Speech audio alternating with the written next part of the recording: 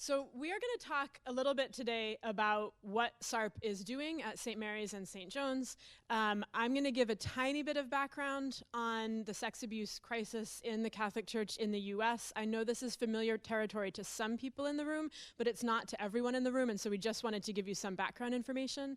We're going to talk a tiny bit about what led each of us to this work, and then tell you what we've actually been doing.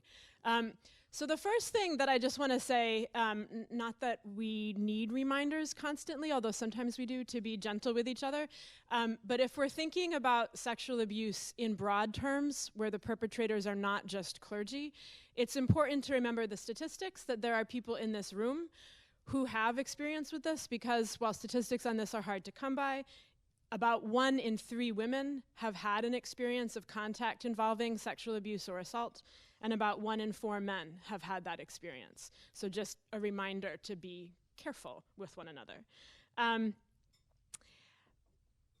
wanted to start my comments on the background to the crisis, giving you a little bit of a heads up about what I'll say about why I got involved with this.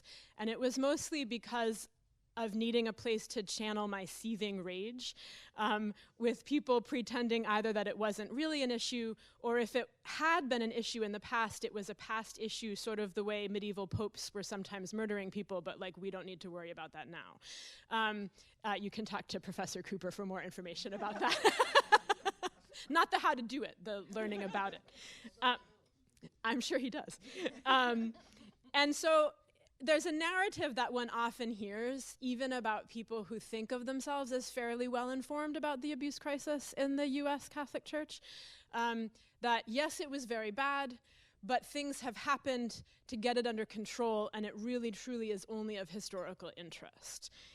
It is certainly true that in the last 15 years or so, the power structures in the church have realized things like, it's not a good idea for adults, whoever they are, to be alone with children for any reason, for all sorts of complex reasons that we could go into later.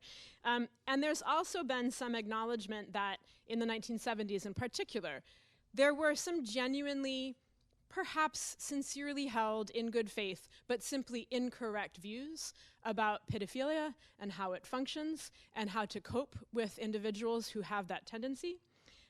So there have been things that have gotten better, but there has never been, in my personal judgment, any kind of serious reckoning with the scope of the problem, particularly when it comes to the cover-ups of it, which still continue. And so I'm going to say a couple of things about the scope and give you some more vivid sense of like why this matters for understanding just the community around you. So for example, depending on who you are and who you know, you may think that you don't know anyone who is directly affected by this. But there are members of the Colgate, St. John's, and St. Mary's community who are themselves survivors of clergy-perpetrated sexual abuse. And there's plenty of folks like myself who are not clergy assault victims, but who are directly affected by the crisis in particular and traceable ways that help remind us that this is not something from the dead and dust past. So just to give a couple examples, I grew up in Vermont. My mother's family is from New Hampshire, near the border with Boston. I spent time in Pittsburgh, and just looking at myself and members of my immediate family, I can, without even trying very hard, list off the following things. Like, my mother has a really vivid memory of being taken on a field trip from her Catholic high school to attend the ordination of a local boy made good at the Irish Catholic Church in Nashua, New Hampshire, and surprise, surprise, a few years later, many years later, he turns up on a list of credibly accused individuals. The man who taught me 5th and 6th grade religion class at my Catholic elementary school, the priest who heard my first confession, the priest who was the pastor at my parish when I was being confirmed and who individually interviewed all of us to see if we were ready for confirmation, all of them were credibly accused priests with associations with the Diocese of Burlington, Vermont. And then in 2002, watching the news coverage coming out of Boston and talking about it with my mom, she was looking at the names and just saying, oh my gosh, because there was this pattern of shuffling priests all around and switching them between dioceses. And she was just shocked at how many names she recognized. It's worth saying that out of my enormous white ethnic extended family, Irish, Polish, Catholic, like working and middle class, New England, we should all still be Catholic. I am the only one out of my entire generation of siblings and cousins who is remotely connected to the church at all. So when you think about the crisis and its present tense nature, just to understand sort of the faith position of all kinds of people around you, whether you yourself are involved with the Catholic Church or not, it's important to recognize that the stories like mine they're like common as mud, right? There's nothing distinctive really about my story. It's also for those of you who are younger than 25 and do have some involvement with the church, this is kind of like the climate crisis. Like, you inherited a mess, and you're going to have to be part of the never again cleaning of it up and making sure it doesn't happen. And so thinking really carefully about the scope of the problem and why certain people are resistant to understanding it more fully is an important part of a job you didn't choose, and that it's not fair that you have to shoulder, but that doesn't mean it doesn't have to be done. And then the last thing I will say before turning it over for the next round is just, I have handouts. I was trying to be quasi-sustainable, so I only printed 20 copies. I'm happy to send PDF files if people want more. But two things that I think are useful. One is, for those of you who may not already know about it, the organization bishopaccountability.org, their website could use the help of a graphic designer, but they are a really useful clearinghouse for information organized in a very helpful sort of countdown through the levels, like if you first want an overview versus you want to go deeper. And on their front page, there's just some very basic statistics that take you through some of the history of the crisis. And then the other single sheet is a post from a blog that I follow that I find useful and might resonate with those of you who are under 30. It's a young woman who was very involved with her Newman community, very involved with church work, and talks about how she had this view that the crisis was horrible. We need to have lots of sympathy for those touched by it, but thank goodness it's over. And then how she came to realize through a series of things why that was a mistake. And it's just a very short, elegant document of something that I think a lot of people who've spent time around the Catholic Church could say, either they or someone they know has gone through sort of exactly this sort of thing. And so I thought that was a useful piece of information to share. And then just the last thing, again, in terms of giving people a sense of how widespread this is, there is no state in the United States without a diocese in which there are multiple priests with credible accusations against them. And in many states, there's multiple dioceses, and I would argue, based on a lot of the research, where there isn't information, it doesn't mean that things were hunky-dory there. It's that we don't yet have the information. And by some estimates, between 40 and 70% of the parishes in the US have had a priest with a credible abuse accusation posted to them at some point in their history. So the likelihood that you know someone who is directly affected by this crisis, even though you don't think you do, is very high. And I'm happy to sort of point people in the direction of where you would go if you want to follow up on some of these statistics later on. But we're going to pivot to talk, now that I've thoroughly depressed everyone, we're going to pivot to talk a little bit about how each of us got to be involved with this SARP project in the first place. You want to go? Either way. Go. Okay. So I know many of you, but I don't know all of you. So I'm Jennifer Myers. I'm a faculty spouse. I'm a trailing spouse that ended up in Hamilton and has loved it ever since. I'm a pediatrician at the hospital, and I'm a convert to Catholicism. And I think my conversion history has a little bit to do with, I'm not going to spend hours, but to why this project was so important to me. That I grew up in a household where religion was sort of be a good person, but not a whole lot of spirituality. I went through a time in college where it was more of an evangelical spirituality. And what really drew me to the Catholic Church was its long history where when something's wrong, we don't go off and form our own church. We are all in this together. We need to do something about it. And it sometimes takes a millennium, like Galileo, for example. But we stay here, we fix it as a church, not we go off and kind of form our own spirituality. So in order for me to stomach any of what Maura has talked about, it is not necessarily my history in the sense that it's my birthright or that I grew up with any, I didn't know very many priests growing up. On the other hand, if I'm going to say I'm a Catholic and I'm going to say that this is the church that I love, I need to be a part of fixing it and making it better. I think the statistics that Maura pointed out about how widespread sexual assault and sexual abuse is definitely borne out in my practice as a pediatrician. And I'm a parent of 3 young children, and I've said this to our group a few times, but just my oldest daughter at least 3 different times has asked if she can go over to a friend's house, and my response has had to be, can we have them to our house? And I can't tell her that I know that that child is a victim of sexual assault in their own home. Those are just the ones that I know about in my own family. So this is something that has touched so many of the children in our communities, that part of the sexual assault response team was to talk about clergy sexual abuse, but it's also something that touches such a wide swath of our communities, and the ability to engage in how can we help with healing as well as help this to not happen again in our churches, our communities, is what brought me to this group. Okay. It's a little weird talking into a mic that's not working. Okay. All right.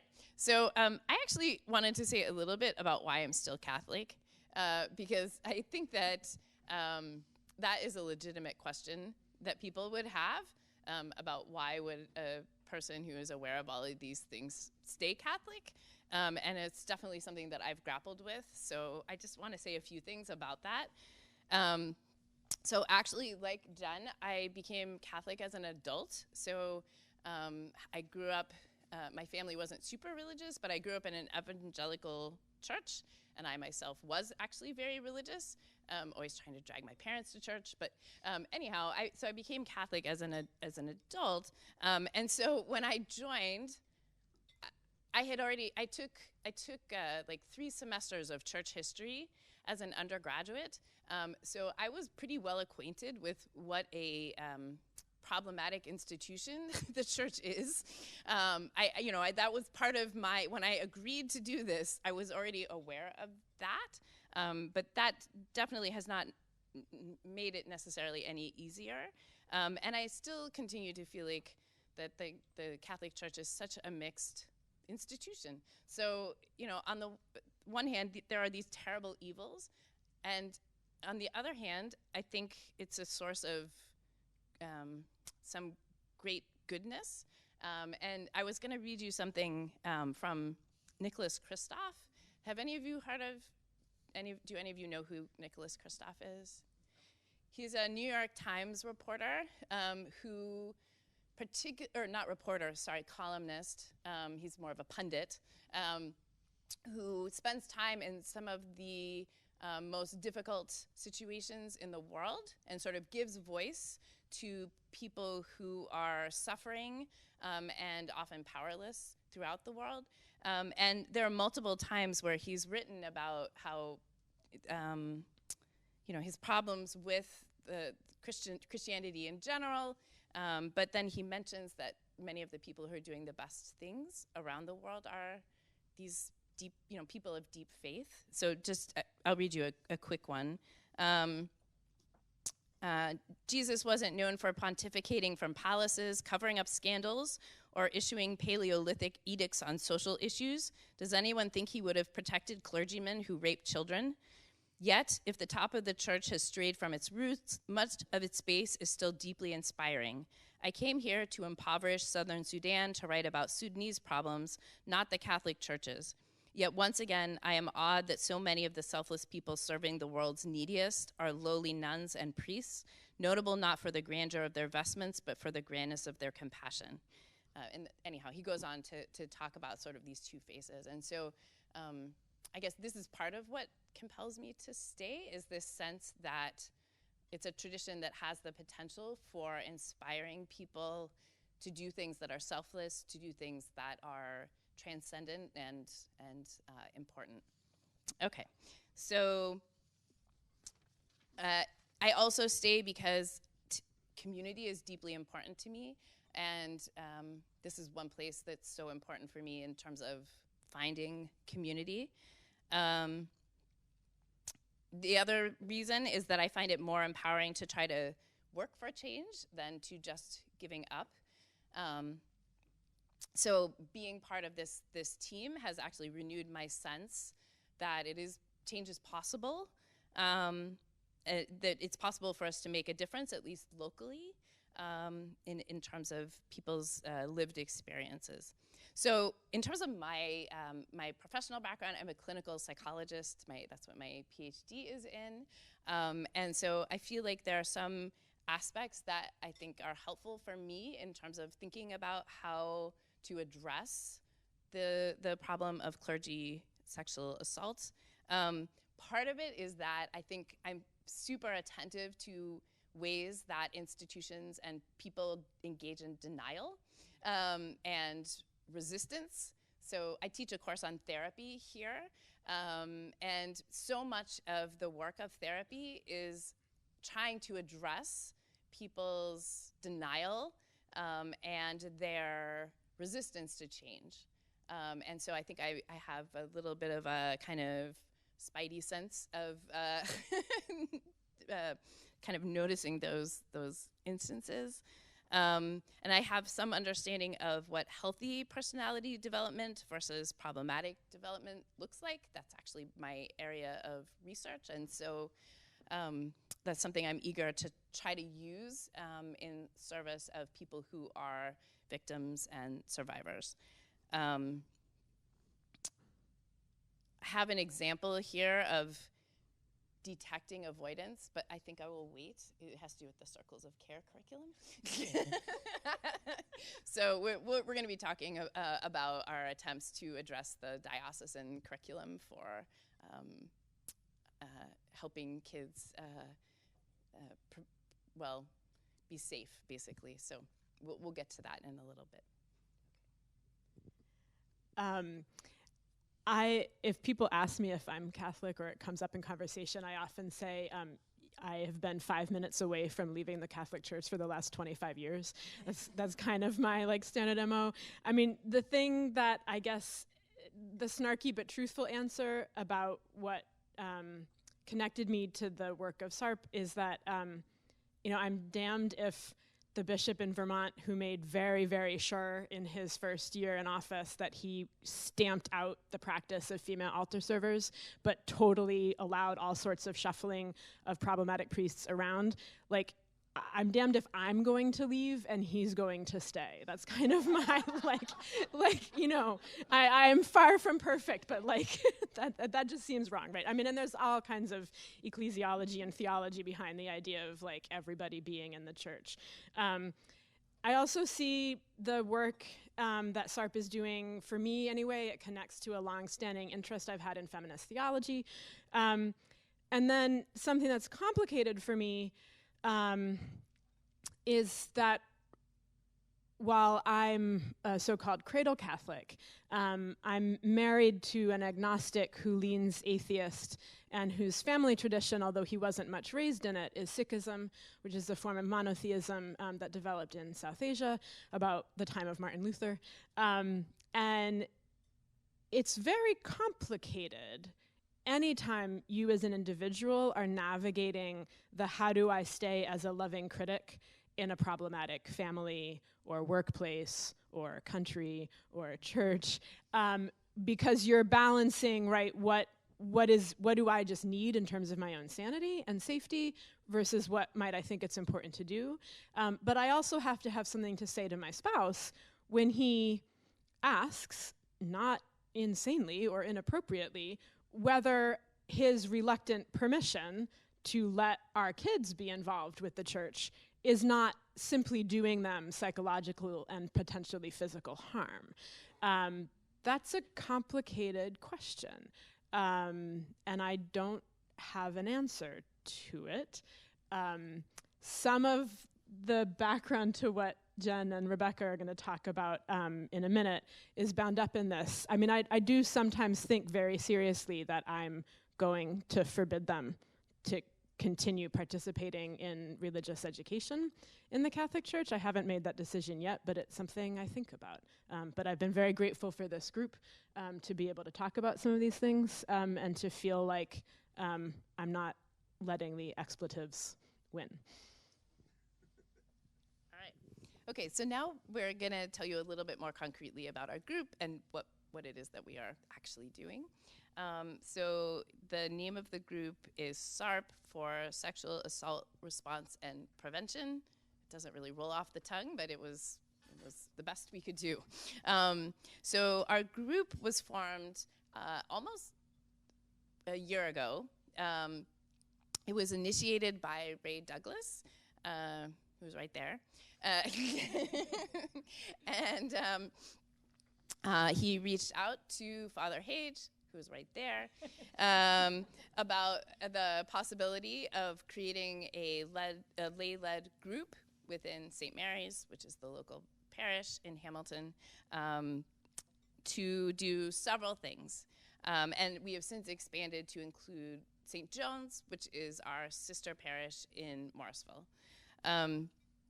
So we have several overarching goals. I actually stole these completely, directly, full of plagiarism, from a letter that Ray wrote to the new bishop of our diocese. So Ray wrote a letter to the bishop who was just installed in September or October? End of August? All right. This semester, I don't know. Yeah. Thank you. So anyhow, Ray sent him a letter to let him know about our group, to let him know what we're trying to work on. So these are the goals that Ray mentioned. So first, to offer a distinctively Catholic response to sexual assault, both within the church and within the broader society. Second, to provide support and compassion to people who have been victims of sexual assault of any kind. And third, to contribute to prevention efforts, including working directly with kids. So our plan has been to start by trying to address our local community, our local parishes, with the possibility of creating resources that could be of use to the diocese or to the broader Catholic Church. The resources that are out there for addressing this in the Catholic Church, at least what we have found thus far, are not terrific. So we think that we may be able to contribute to that eventually. Of course, we have to sort of figure out what we're doing locally. All right, so the members of the group are almost all lay people, although Father Hage and this guy, this deacon, both contribute to the group. So in addition to the three of us, the other people in the group are Ray, and then Margaret Ware, who is actually our chair. She is an anthropologist, and she was a sister for a number of years. So she's got perspectives that come from that. Bud Ballinger, who is also a clinical psychologist, but who's in direct practice and who works with sex offenders. And so he actually has a lot of experience working hands-on with the people who are perpetrators. And then we added a couple of people who are from St. John's, so we were really delighted to have them, Michael Bischoff and Judy Donnelly. And the lay makeup of the group is important to us. It's a way for us to, I think, sort of reclaim our voice and to feel like we can make an impact. This is important, as Maura mentioned, the group includes people who themselves were victims of clergy sexual assault. And the group also includes a large number of women. And we made sure that our chair also is a woman. So we started last December by hosting a panel at St. Mary's where several of us talked from our professional backgrounds about our response and about sort of what we were hoping to do. And then we followed it by having a prayer service immediately after the panel where we prayed specifically for victims and survivors. We have been hosting regular holy hours that are focused on prayer, where we are recognizing people who are victims and are praying for them. And we've also included prayers in the prayers of the faithful that are specifically addressing this. We are also going to be working toward creating a memorial for people who have been victims of clergy sexual assault that we're going to put outside of St. Mary's. And we decided that we want to have it outside because we know that there are people who will not come inside, and we want that memorial to be present for everyone, regardless of whether they feel comfortable coming into the church or not. So with all of those initiatives, with praying, with having the holy hours, this memorial, the idea is that we are trying to create a visible reminder that we recognize, we see people who are survivors of assault, and we're lifting up their dignity. We have also done some reaching out to other Christian churches and to non-Christian groups as well, and have been well received. And we are hoping that we will be showing the movie Spotlight at the movie theater in February. So that's, how many of you have seen that movie, Spotlight? So it's a film that is about the Boston Globe's uncovering of the crisis in that particular diocese, and it won an Academy Award, correct? It's an amazing film on every possible level, and so we would like to show it because we want open dialogue and conversation, and everything we're doing, we're trying to reduce the avoidance and the denial that are part of what has characterized much of the church's response. And I guess the other thing I would add is I feel like having this group has been a source of encouragement and support for the people in the group in lots of ways. And we are going to be working to figure out how we can very concretely extend that to other people. We want to figure out sort of how can we be available to people who may have been victims of assault. So Rebecca mentioned some of the things that we're doing to acknowledge survivors and to not forget what has happened in the past. We also felt like our mirror goal would be to think about what things can we do, what structures can we put into place to make this less likely to happen again. The two places where we've focused efforts, one of them is looking at our religious ed curriculum. So one of the things that all parishes are required to do is to have some sort of curriculum that addresses sexual abuse from a child's point of view.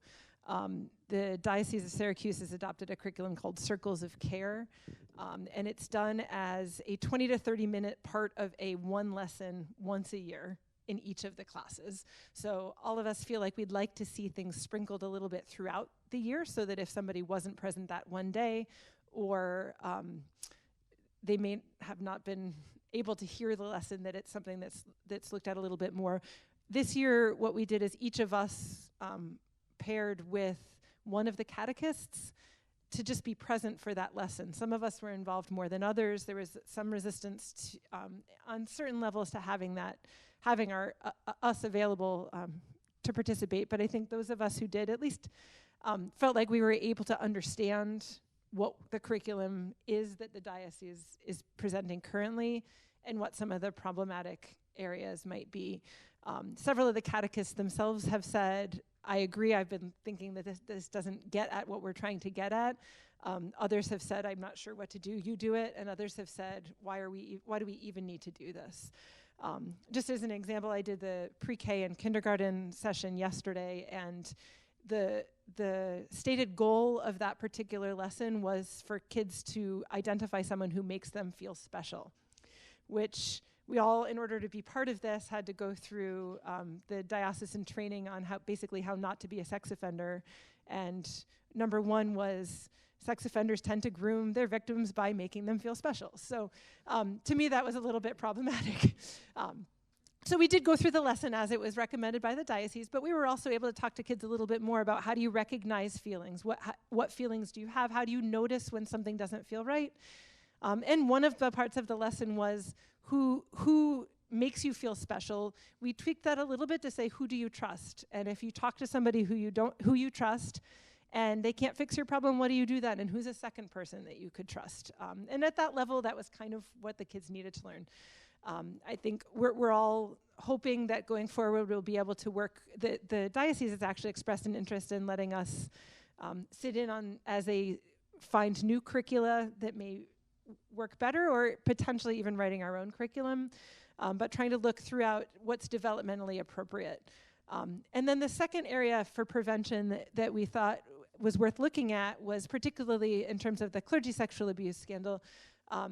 How do we identify priests? How do we look at vocations so that we make sure that the priests we are training and putting in charge of our parishes are not those who are going to continue this cycle, both of abuse and of hiding and cover-up. So we're fortunate enough to have our current pastor be involved in priestly vocations for the diocese. And he has been a very good listener to sit and listen to what we have to say, some of which is righteous anger, much of which is righteous anger. But I think rather than just screaming about how could this possibly happen and why have we not done anything about it, I think going forward with people who actually genuinely have expertise in what does a perpetrator look like, what does development of personality look like, what does community look like, what were the situations in which I was raped. There are people in our group who have experience with all of those things, and we don't have a lot of answers yet, but we have a lot of ideas, and we're hoping to not just generate ideas, but also to generate practical responses. So that is what we have to say to you. So we have a little bit of time, and we're happy to answer. Was there anything else you wanted to add? Okay. I just wanted to mention quickly, a lot of us early on in this work found it very helpful that America Magazine had put out this set of podcasts called Deliver Us. And it's available on any podcasting app, but it was looking at this whole crisis from a historical perspective, from a clericalism perspective, from a sexuality perspective. And it's done in a very thoughtful way. It's done in I'm Catholic, I want to stay Catholic, but this is very painful for us, and we need to not ignore it or run away from it, but dive into it and figure out what's motivating it. And the very last episode was looking at what are different parishes doing to address it, and we had Rebecca's voice shows up very briefly in that. But a lot of us found that helpful just to define the issue, and for people who are, especially people who are early in their thinking about this scandal or want to understand the scandal a little bit more, we all found that to be very helpful.